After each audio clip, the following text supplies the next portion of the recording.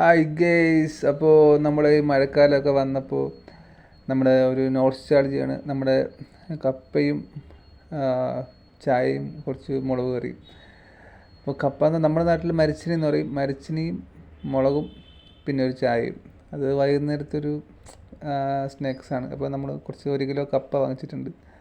അപ്പോൾ അതിൻ്റെ തൊലിയൊക്കെ കളഞ്ഞ് അതിങ്ങനെ ചെറിയ മുറിച്ച് അവിക്കുന്നു എന്ന് പറയുന്നു.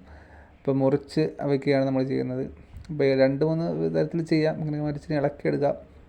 അപ്പോൾ നമുക്ക് ഈ വൈകുന്നേരത്തെ പരിപാടിക്ക് നല്ലത് ഈ മുറിച്ച് വയ്ക്കുന്നതാണ്. പിന്നെ അതിൻ്റെ കൂടെ കുറച്ച് മുളകും ഉള്ളിയും ചുട്ടമുളകൊക്കെ കൂടെ കാന്താരി മുളകൊക്കെ കൂടെ ഇങ്ങനെ അരച്ചെടുക്കുന്ന ഒരു സാധനമുണ്ട്.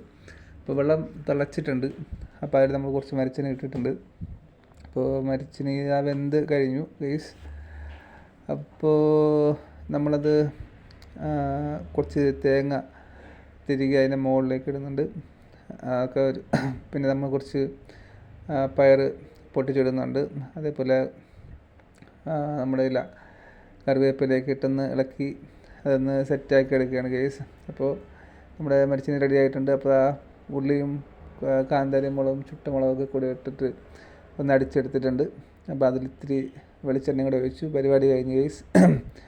ഇനി ഒരു ഗ്ലാസ് ചായ ഇടാനുള്ള പരിപാടിയാണ് ഗൈസ്. അപ്പോൾ ചായ ഡേറ്റ് ഉണ്ട് ഗൈസ്. അപ്പോൾ വൈകുന്നേരം അടിപൊളിയായി guys. Thank you. Bye bye.